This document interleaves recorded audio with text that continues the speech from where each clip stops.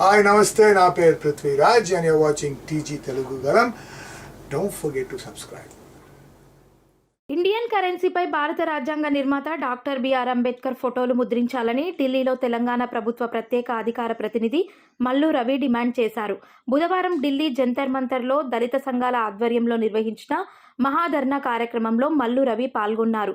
మల్లు రవి మాట్లాడుతూ భారత రాజ్యాంగాన్ని నిర్మాణం చేసిన మహానుభావుడు అంబేద్కర్ ఫోటోను ఇండియన్ కరెన్సీపై ముద్రించాలన్నారు.